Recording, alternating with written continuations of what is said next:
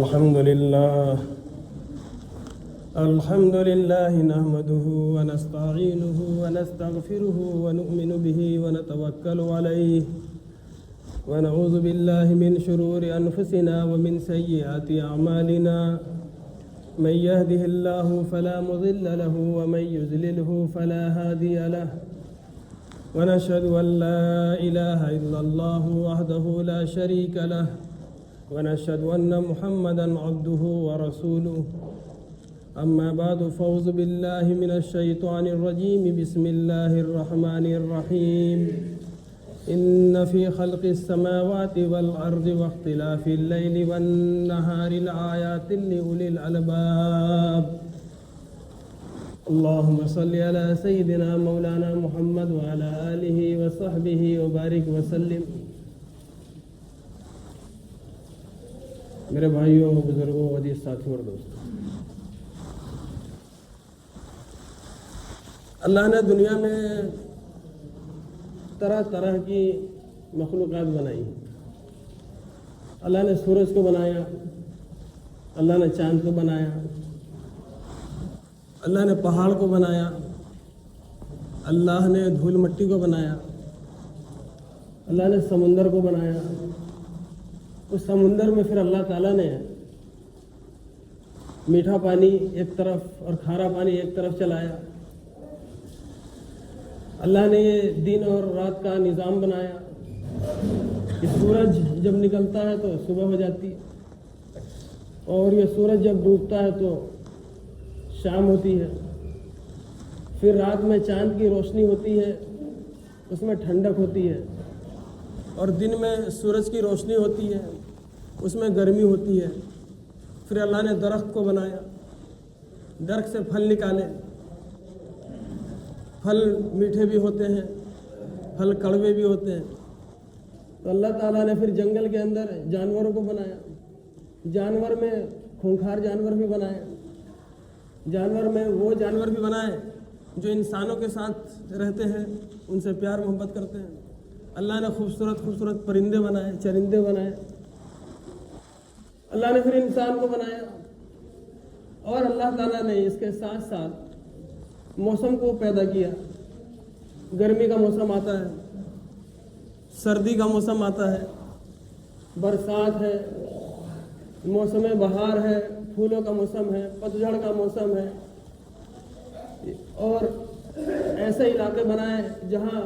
برف پڑتی ہے، بہت تیز ٹھنڈ ہے۔ ایسے علاقے بنائے اللہ نے جہاں گرمی پڑتی ہے، بہت زیادہ گرمی ہے۔ تو اللہ نے یہ تمام چیزیں دنیا میں پیدا کی کہ تم سمجھو کہ یہ چیزیں جو میں نے پیدا کی ہیں تو اس کے پیچھے میرا کیا مقصد ہے، کہ اللہ تعالیٰ نے دنیا میں جتنی چیزیں پیدا کی ہیں کوئی بھی مقصد سے خالی نہیں ہے۔ اللہ نے الگ الگ موسم کو پیدا کیا۔ گرمی بھی انسان کو چاہیے، گرمی کا موسم گرمی چاہیے۔ اس طرح اللہ نے پھر سردی کو پیدا کیا، پھر بارش بھی ہوتی ہے۔ وہ بارش پہاڑوں کو چاہیے، وہ بارش جنگلات کو چاہیے، وہ بارش کا پانی کھیتوں کو چاہیے۔ تو اللہ نے یہ نظام بنایا۔ بعض چیزیں ایسی ہیں جو گرمی میں زندہ رہتی ہیں، بعض چیزیں ایسی ہیں جو سردی میں زندہ رہتی ہیں۔ پھر اللہ نے یہ تمام چیزیں بنائی، اور پورے اس سال میں اس موسم کے بدلاؤ سے، موسم کے بدلنے سے اللہ تعالیٰ نے مومنوں کے اعمال پر،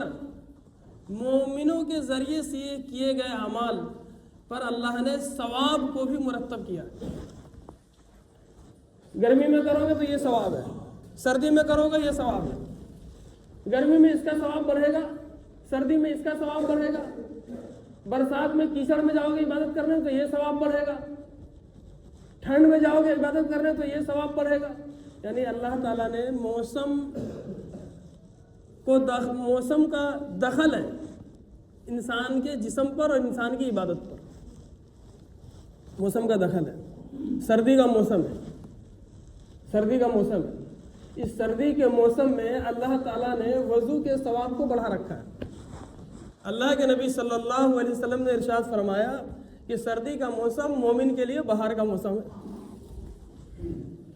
سردی کا موسم مومن کے لیے بہار کا موسم ہے، کہ دن چھوٹے ہو جاتے ہیں تو روزے رکھتا ہے اور راتیں لمبی ہو جاتی ہیں تو رات بھر نمازیں پڑھتا ہے۔ سردی کا موسم مومن کے لیے باہر کا موسم، کہ اللہ والے لوگ سردی کا خوب شدت سے انتظار کرتے ہیں کہ جلدی سے شام ہو جاتی ہے اور صبح دیر سے ہوتی ہے۔ اب اس میں تہجد کا ٹائم ہے، اوابین کا ٹائم ہے، رات بھر تلاوت کا ٹائم ہے، ایک کونے میں بیٹھے ہوئے ہیں، گرمی کی کوئی جھنجھٹ نہیں ہے، پنکھے کی ضرورت نہیں، ہوا کی ضرورت نہیں، گھر کے ایک کونے میں بیٹھ گئے، ایک لحاف کو اوڑھ لیا، چادر اوڑھ لی، قرآن مجید کو سامنے رکھا اور رات بھر تلاوت کر ڈالی۔ یہ دیکھیے ہمارے یہاں عبادت کرنے میں گرمی سے زیادہ سردی کے موسم میں آسانی ہے۔ وہ تو ہماری بدبختی ہے کہ سردیوں میں ہم نماز چھوڑ دیتے ہیں۔ سردی میں کتابوں میں علماء نے لکھا ہے کہ وضو کرنے کا ثواب سردی میں گرمی کے مقابلے میں دگنا ہو جاتا ہے ٹھنڈے پانی سے۔ ٹھنڈے پانی سے کوئی بندہ وضو کرے، چونکہ مشقت عبادت میں جتنی زیادہ مشقت ہوتی ہے، جتنی پریشانی ہوتی ہے عبادت میں، عبادت کا ثواب اللہ تعالیٰ نے یہ رول بنایا ہے کہ عبادت کا ثواب بڑھتا جاتا ہے جتنی مشقتیں بڑھتی جاتی ہیں، جتنی مشقتیں بڑھتی جاتی ہیں۔ صحابہ کرام ٹھنڈ کے موسم کو، بڑے بڑے صحابی کا یہ قول ہے کہ ٹھنڈ کے موسم کو ہم غنیمت سمجھتے ہیں کہ اتنا من لگتا ہے اس میں عبادت میں، اتنا دل لگتا ہے اس میں عبادت میں، کیا بتائیں۔ جہنم نے شکایت کی اللہ تعالیٰ سے، اشتکت النار، جہنم نے شکایت کی کہ یا اللہ اگر بعض بعضن، کہ میرے جسم کا بعض حصہ میرے جسم کے بعض حصے کو کھا رہا ہے۔ جہنم نے شکایت کی اللہ سے کہ اللہ میرے جسم کا ایک حصہ دوسرے کو کھاتا جا رہا ہے، تو اللہ تعالیٰ نے اس کو پورے سال میں 2 بار سانس لینے کی اجازت دی۔ ایک بار سردی میں سانس لینے کی اجازت دی، ایک بار گرمی میں سانس لینے کی اجازت دی۔ تو جہنم جب ایک سانس لیتی ہے سردی میں تو ٹھنڈ کا موسم ایک بار آتا ہے، اور جہنم جب سانس لیتی ہے ایک بار گرمی میں تو گرمی کا موسم آتا ہے۔ اب اپنے سمجھنے کے لیے یہ سمجھ لو کہ جہنم میں گرمی ہے، جہنم جب سانس چھوڑتی ہے تو گرمی کا موسم آتا ہے، جہنم کی گرمی پھیل جاتی ہے، اور جہنم جب سانس لیتی ہے تو ساری گرمی اپنے اندر لیتے ہوئے ٹھنڈ کی شروعات ہو جاتی ہے، ٹھنڈ کا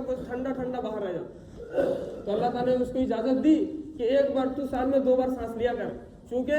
بغیر سانس لیے میرا ایک حصہ دوسرے حصے کو کھا رہا ہے۔ جہنم نے اللہ تعالیٰ سے شکایت کی،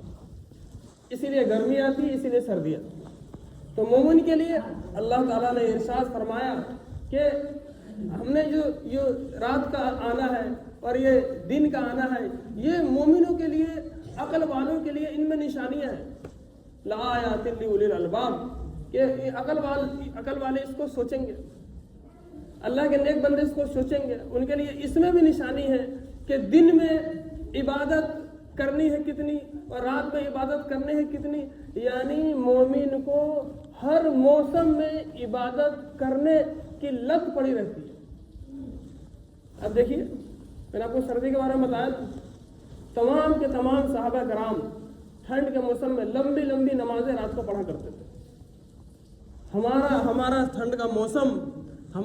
کا موسم اچھے بستر اور گدوں میں سونے کے لیے اور فجر کی نماز کو چھوڑنے کے لیے۔ میں آپ بھی جانتے ہوں گے کہ اگر 100 نمازی گرمیوں میں نماز پڑھتے ہیں تو سردی میں نمازی 50 ہو جاتے ہیں۔ سردی میں نماز لوگ چھوڑ دیتے ہیں، حالانکہ سردیوں میں نمازی کو بڑھ جانا چاہیے تھا۔ تو اللہ تعالیٰ نے پھر رخصت کا معاملہ فرمایا کہ ہماری طرف سے آسانی، اسی لیے سردیوں کے اندر اگر گرم پانی کا نظم ہو اور گرم پانی سے کوئی وضو کر کے آئے تو اس کی جو فرحت اس کو محسوس ہوتی ہے، اس کا جو مزہ محسوس ہوتا ہے، وہ گرمی میں ٹھنڈے پانی سے وضو کرنے میں بھی نہیں ہوتا۔ یہ انعام ہے،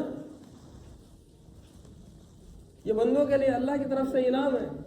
کہ گرمی کے موسم میں ٹھنڈے پانی سے وضو کرنے کا ایک الگ مزہ ہے، اور سردی کے موسم میں گرم پانی سے وضو کرنے کا ایک الگ مزہ ہے۔ تو بندوں کے لیے آسانی ہے، یہاں تک کہ اللہ نے اتنی رخصت رکھی ہے کہ کسی کو مسجد آنے میں بہت دقت ہو رہی ہے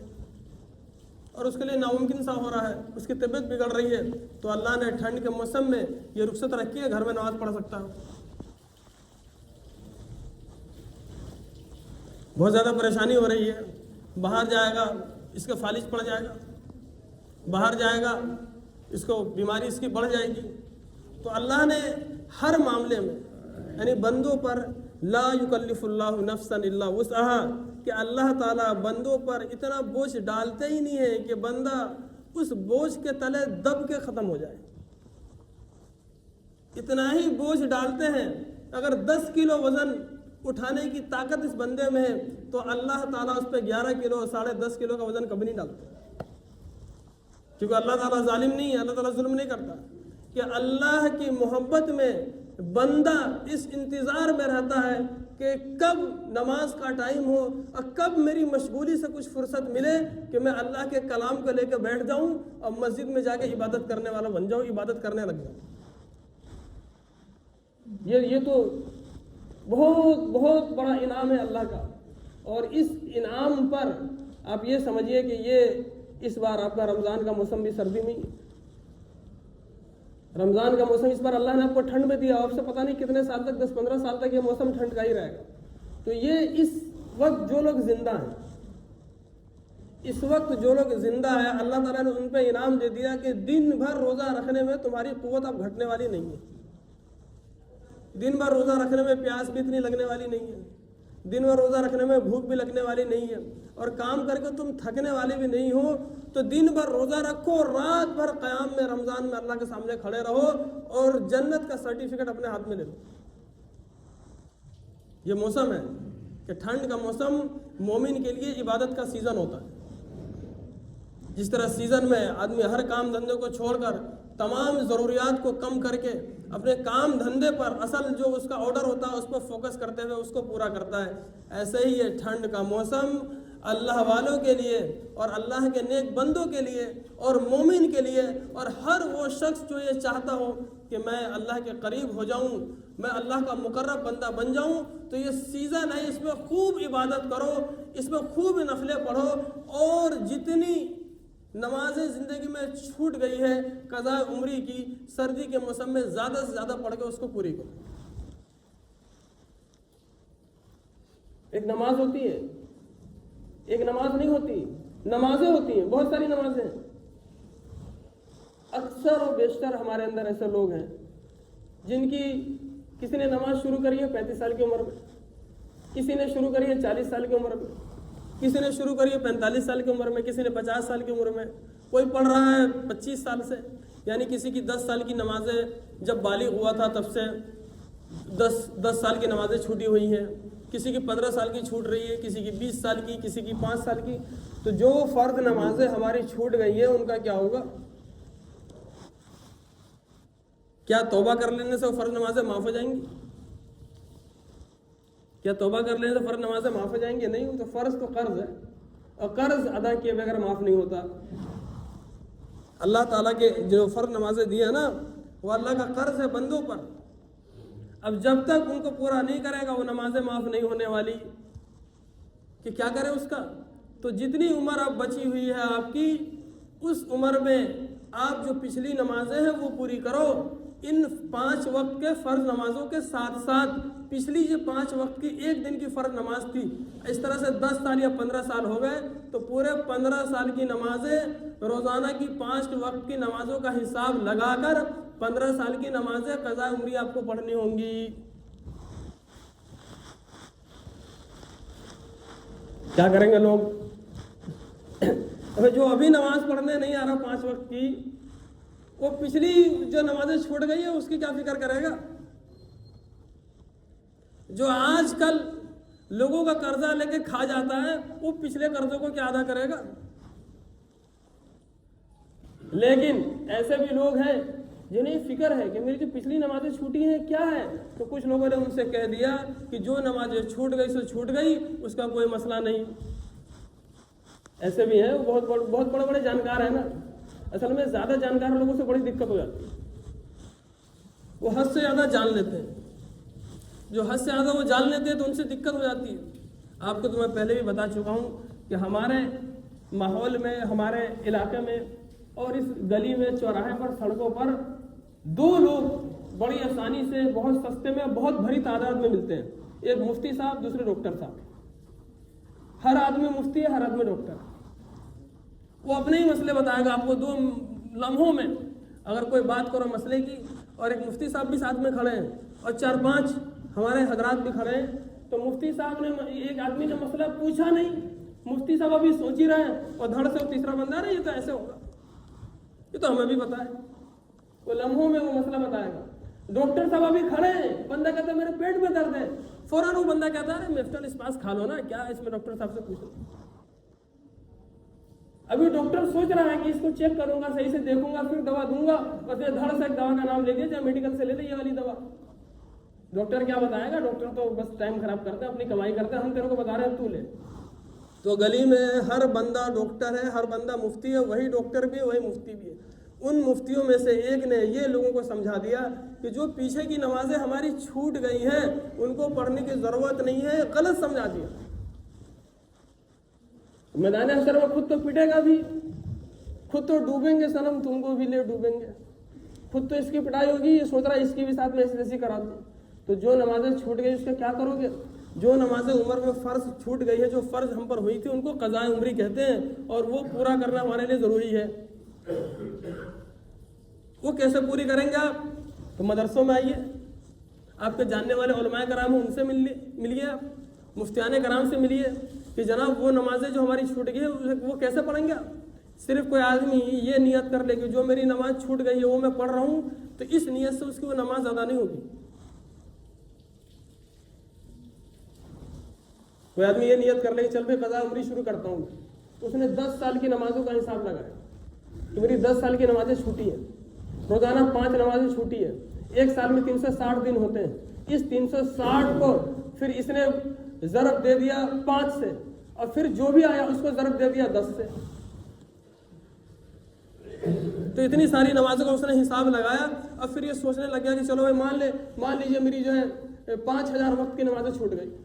तो 5000 वक्त की नमाज छूट गई और हर बार मस्जिद में आता है, मैं फजर की नमाज पढ़ रहा हूँ, जो मेरी छूट गई थी अल्लाहु अकबर कह के वो नियत बांध लेता है, तो इससे वो फजर की उसकी नमाज अदा नहीं होगी। सीखना पड़ेगा बंदे को कि नमाज कैसे अदा होगी, वो फजर की वो नमाज मेरी कैसे अदा हो गई, बंदे को सीखना पड़ेगा। कि कैसे सीखेंगे? तो उसकी नियत ये होती है, बंदा ये कहे जब भी उस क़ज़ा उम्री की उस वक्त की एक नमाज के लिए खड़ा होगा, जैसे फजर की नमाज पढ़ रहा है बंदा, क़ज़ा उम्री की फजर की नमाज पढ़ रहा है, तो ये बोलेगा बंदा ज़बान से कि या अल्लाह मेरी उम्र में जितनी भी नमाजें क़ज़ा हुई थी फजर की मेरी उम्र में जितनी भी नमाजें छूटी थी, उसमें जो सबसे पहली मेरी फजर छूटी थी मैं उसी को पढ़ रहा हूँ, उसी की क़ज़ा कर रहा हूँ। अल्लाहु अकबर। जब भी पढ़ेगा वो फजर, हर बार यही जुमला बोलेगा।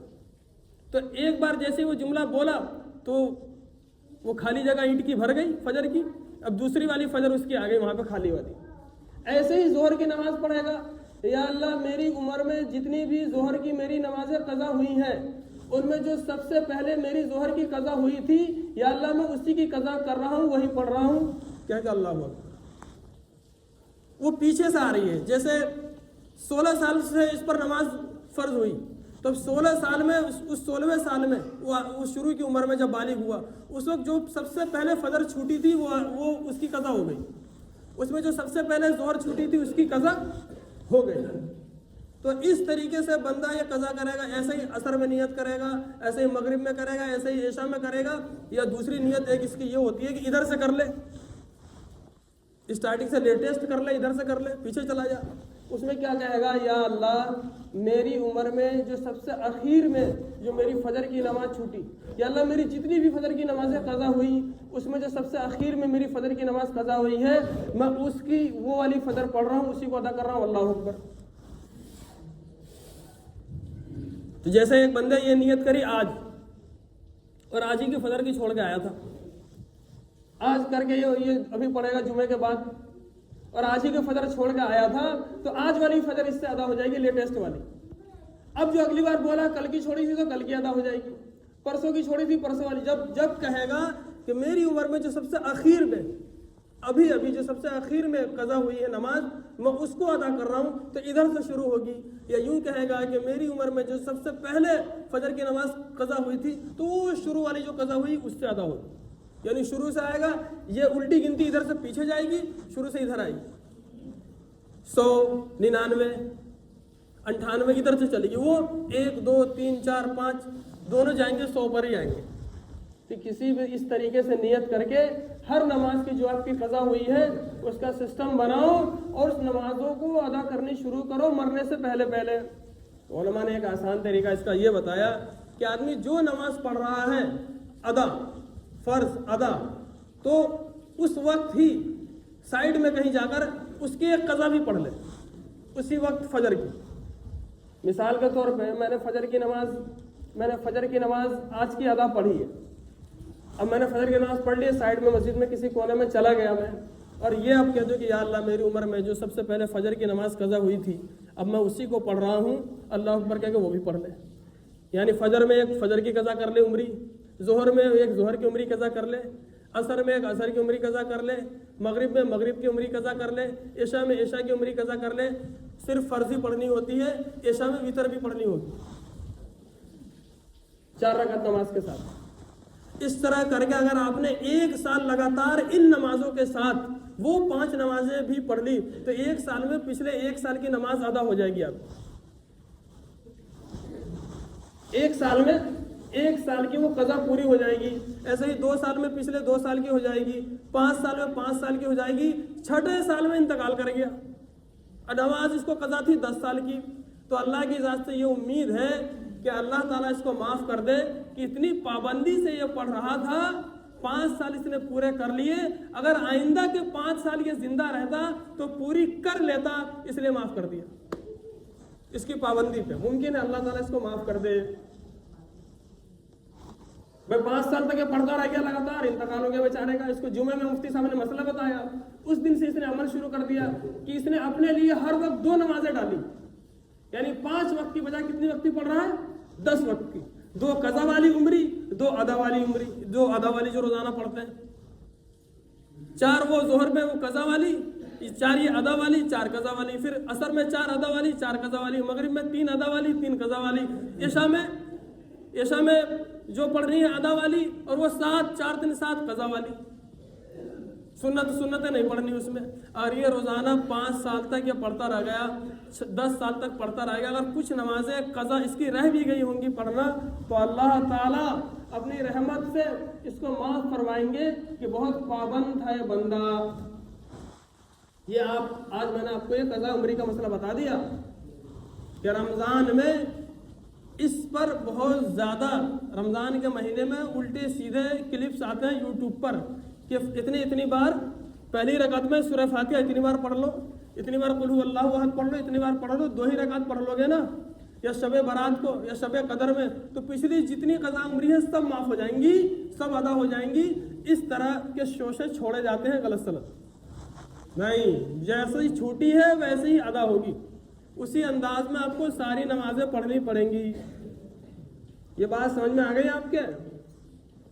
ज़कात पिछले जितने सालों की छूटी थी, जब से ज़कात वाजिब है, सारी की सारी ज़कात इसको अदा करनी पड़ेगी इसी जिंदगी में। माल खत्म हो गया, फकीर हो गया, वो उस सबको पैसे भी कमाए, 10 साल पैसे भी रहे, और इसने बंदे ने ज़कात भी अदा नहीं करी, और 11वें साल में बिल्कुल फकीर हो गया। वो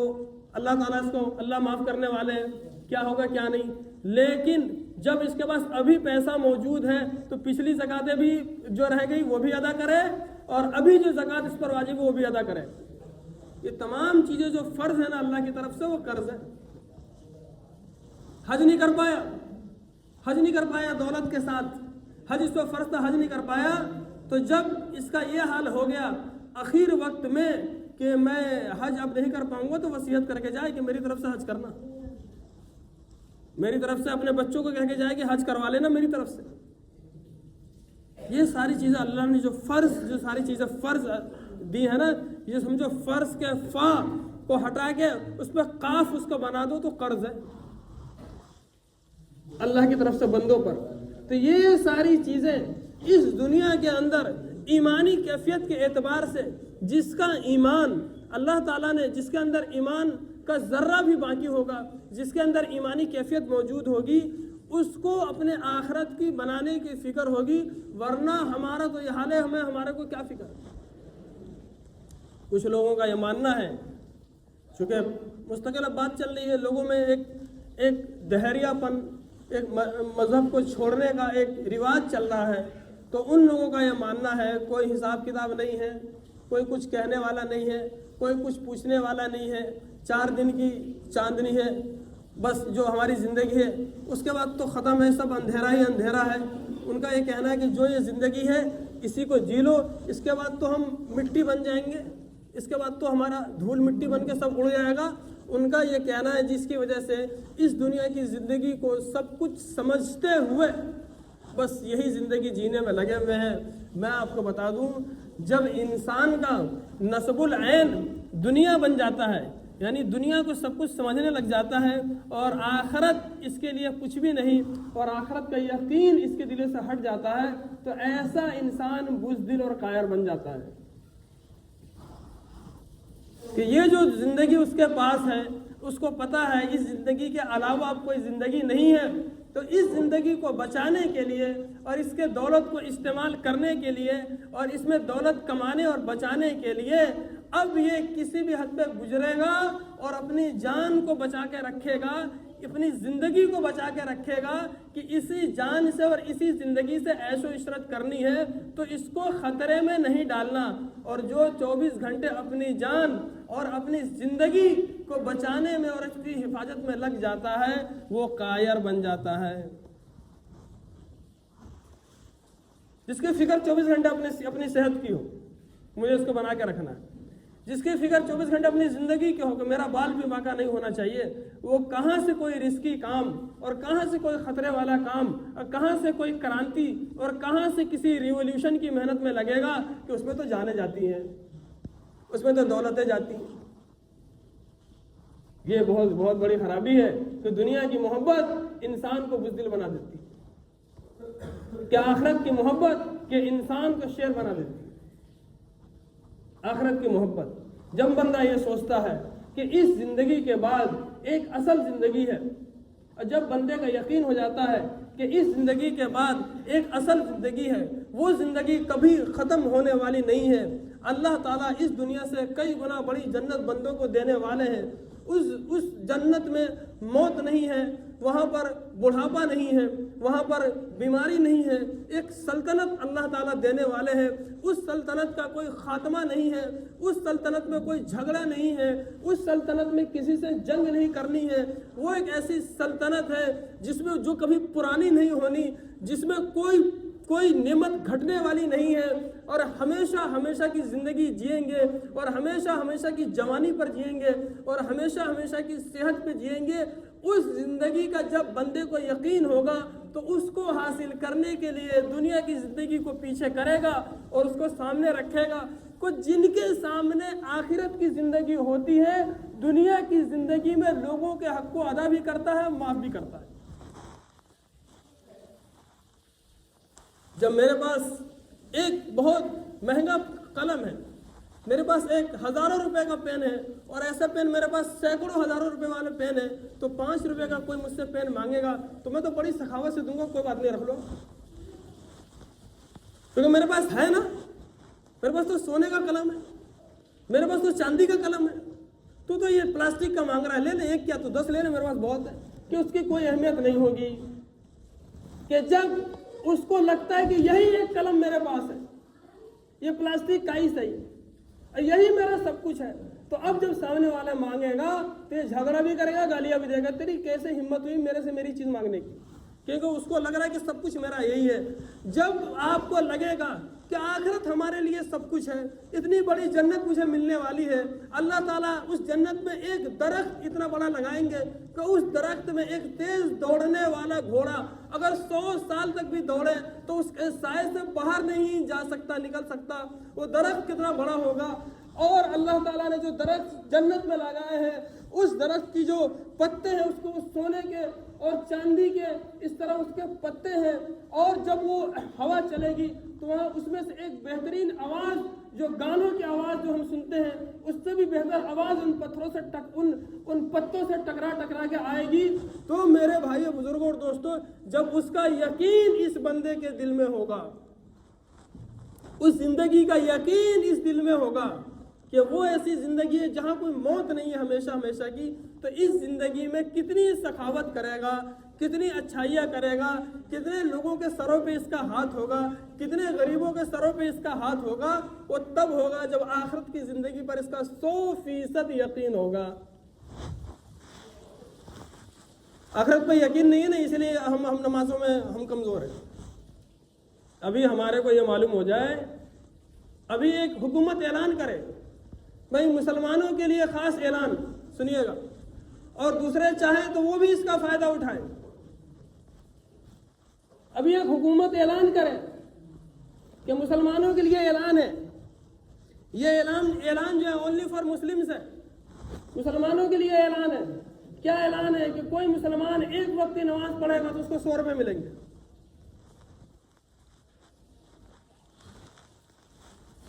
ایک وقت کے اعلان پر اے مسلمانوں 100 روپے ملیں گے، اور کسی دوسرے مذہب کا بھی اگر 100 روپے لینا چاہے تو وہ بھی نماز پڑھ لے۔ تو اب بتاؤ مسجد کے باہر کتنی لائنیں لگیں گی؟ جھگڑا ہوگا گھروں میں، گلیوں میں، کہیں جگہ نہیں بچے گی نمازی سے۔ مسجد تو مسجد ہے، اور یہ اعلان ہو جائے کہ مسجد میں جاؤ گے تو 500 روپے ملیں گے، گھر میں پڑھو گے تو 100 روپے ملیں گے۔ نماز پڑھنے کے لیے مار کاٹ، ارے بھائی 500 روپے ایک وقت کی نماز کے، 5 وقت 2500 روپے ڈیلی، 25 یا 75 1000 روپے مہینہ ہماری کمائی صرف نماز پڑھنے سے ہو رہی ہے۔ یہ وہ اگر اعلان ہو جائے تو آپ سوچیں، مسلمان تو مسلمان، غیر مسلم جتنے بھی ہیں نمازوں کا کیا حل کریں گے؟ بتاؤ مجھے، میں غلط بات بول رہا ہوں؟ کاش کہ حکومت یہ اعلان کر دے، اے کاش کہیں ایسا ہوتا کہ نماز میں پیسے ملتے ہیں۔ کاش کہ حکومت ایسا اعلان کر دے، کیا ہو جائے گا مسلمانوں کا اور کیا ہو جائے گا غیر مسلموں کا۔ لیکن ایک بہت بڑی حکومت ہے جس کی حکومت کو زوال نہیں ہے، جس کی حکومت ختم ہونے والی نہیں ہے، جس کی حکومت ہمیشہ ہمیشہ سے ہے، جس کے پاس دولت کبھی گھٹ نہیں سکتی، جس کے پاس ثروت کبھی گھٹتی نہیں ہے، جس کی عزت جیسی ہے ویسی رہے گی، وہ بڑا بادشاہ جس نے ساری دنیا بنائی، جو ہمیشہ سے ہے، جو انسانوں کا بھی خالق ہے، جو جانوروں کا بھی مالک ہے، جو چرندے پرندے درندے سب کو جس نے پیدا کیے، جس نے سورج کو پیدا کیا، جس نے چاند کو پیدا کیا، جس نے زمین اور آسمان کو پیدا کیا، اس مالک کا یہ اعلان ہے کہ اگر تم 5 وقت کی نماز پابندی کے ساتھ پڑھ لو تو جنت تمہارے نام ہے، جو کبھی ختم ہونے والی نہیں ہے۔ جا رہا ہے کوئی بندہ نماز پڑھنے، آ رہا ہے کوئی بندہ مسجد میں، اور وہ مالک صرف اتنا ہی نہیں کرتا، وہ مالک 5 وقت کی نمازوں میں اپنے بندوں سے 5 وقت اس مائک میں آواز لگواتا ہے کہ حیا علی الصلاۃ، حیا علی الصلاۃ، حیا علی الصلاۃ، ارے آؤ میرے بندو مسجد میں آ جاؤ، 5 وقت کی نمازیں پڑھ لو، اس 5 وقت کی نمازوں سے تمہاری دنیا بھی میں بنا دوں گا، تمہاری آخرت بھی بنا دوں گا، دنیا میں عزت دے دوں گا اور آخرت میں جنت دے دوں گا۔ اور جب یہ مؤذن کہہ دیتا حیا علی الصلاۃ تو بعد میں کہتا ہے حیا علی الفلاح، حیا علی الفلاح، حیا علی الفلاح۔ ارے اسی میں کامیابی ہے، نماز میں کامیابی ہے، مسجدوں میں کامیابی ہے۔ آ جاؤ ان 5 وقت کی اذان کو سن کر مسلمانوں کے کانوں پر جوں نہیں رہی، نہیں آتے مسلمان نماز پڑھنے، اتنی اللہ کی طرف سے آوازیں آتی ہیں، اتنی آواز لگائی جاتی ہے، نہیں آتا یہ فجر میں، نہیں آتا یہ ظہر میں، نہیں آتا یہ عصر میں، نہیں آتا مغرب میں، نہیں آتا عشاء میں، یہ مسلمان مسجد میں آ کر راضی نہیں ہے۔ کتنا بڑا غدار ہے یہ، اللہ کا کتنا بڑا باغی ہے یہ، اللہ کا کتنا بڑا دشمن ہے یہ۔ کون اس کو سمجھائے کہ کہ جس رب کریم نے، جس رب العالمین نے اس کو یہ طاقت دی ہے چلنے کی، اس کو طاقت دی ہے دیکھنے کی، طاقت دی ہے بولنے کی، اس کے بازوؤں میں جس نے طاقت دی ہے، اس کو عقل جس نے اس کے اندر ڈالی ہے، وہ 5 وقت اعلان کرواتا ہے کہ ارے میرے بندو آ جاؤ، چھوٹ گئی وہ بھی پڑھنے کا تمہارے پاس طریقہ بتایا گیا، جو ادا کرنے کا طریقہ ہے وہ بھی بتایا گیا، اور میرے بندے تمہیں سمجھا رہے ہیں۔ پہلا دنیا کا انسان جو نبی آیا اور جو آخری نبی آئے اور اس نبی کے بعد جو علماء ہے سب تمہیں سمجھاتے رہے، ہزاروں سال سے یہ دنیا ہے تب سے آج تک تمہیں سمجھایا جا رہا ہے، حیا علی الصلاۃ، آؤ نماز میں کامیابی ہے، حیا علی الفلاح، آؤ اسی میں کامیابی ہے، پھر بھی میرے بندو تمہیں شیطان نے دھوکے میں ڈال کر میرا دشمن اور میرا باغی بنا دیا، لیکن کوئی نہیں، ایک بار آ کر توبہ کر لو، 2 آنسو بہا لو، اور میں تمہارے گناہوں کو معاف کر کے تم نے جتنے گناہ کیے ہیں اتنی نیکیاں تمہاری جھولی میں ڈال دوں گا، میرے یہاں کسی چیز کی کمی نہیں ہے۔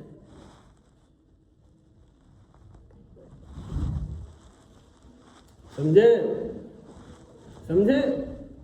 تو جتنا دیری ہو رہی ہے، جتنی قضاء عمری بڑھتی جا رہی ہے،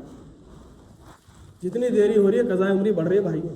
اس لیے آج سال کا دوسرا دن ہے، جو کیلنڈر ہے انگریزی کیلنڈر کے حساب سے سال کا دوسرا دن ہے، 2 جنوری ہے، تو کم سے کم آج سے ہم نیت کر لیں۔ اردو کیلنڈر کا سال ہمیں تو یاد نہیں رہتا، تو انگریزی کیلنڈر سے سال ہے تو وہ بھی ہمارے اللہ نے ہی تو بنایا ہے، تو انگریزی کا سال ہے وہ بھی ہمارا ہی سال ہے، اردو کا سال ہے وہ بھی ہمارا ہی سال ہے، کسی بھی کوئی سا بھی سال ہوگا نا تو ہمارے اللہ نے بنایا، ہمارا ہی سال ہے، کوئی سا بھی سال ہے سب ہمارا ہے۔ ہمارا سال تو جب ہم توبہ کر لیں اس دن سے نیا سال ہے، جب بندہ گناہوں سے توبہ کر لے اب اس وقت سے اس کا نیا سال شروع ہے، وہاں پر کہیں ہیپی نیو ایئر، توبہ کر لے اور کہ ہیپی نیو ایئر ہے بھیا میرا نیا سال ہے، اب میں آج سے کوئی گناہ نہیں کرنا، اب میں نے آج سے کوئی برائی نہیں کرنی، میں نے سارے گناہوں کو، ساری برائیاں کو، ساری گندی لتوں کو، سارے فریب کو، سارے فراڈ کو، زناکاری کو، شراب خوری کو، لوگوں کے حق دبانے کو، جھوٹ بولنے کو، کبر کرنے کو، حسد کرنے کو، سب میں نے پچھلے سال کے کوڑے کے ڈبے میں ڈال دیا، اب یہ میرا نیا سال ہے، آج سے نماز کی بھی پابندی ہوگی، آج سے روزے کی بھی پابندی ہوگی، آج سے سچ بھی بولوں گا، آج سے نیکی بھی کروں گا، کسی کا حق نہیں دبانا، کسی کی برائی نہیں کرنی، کوئی مجھے جھوٹ نہیں بولنا، کوئی فریب نہیں کرنا، کوئی سود نہیں لینا، کوئی سود نہیں دینا، اب سنت پہ زندگی آئے گی، اب داڑھیاں رکھوں گا، اب نبی کے طریقے پر زندگی آئے گی، آج سے میری زندگی اللہ کے حکموں پر اور نبی کے طریقوں پر چلنے والی ہے، تو آج سے میرے لیے ہیپی نیو ایئر ہے، کریں گے انشاءاللہ۔ آج سے ہم نیت کرتے ہیں کہ آج سے انشاءاللہ ہم کوئی غلط کام نہیں کریں گے، اور ان 5 وقت کی نمازوں کی پابندی ہر حال میں کریں گے انشاءاللہ۔ چلو جی چندہ کر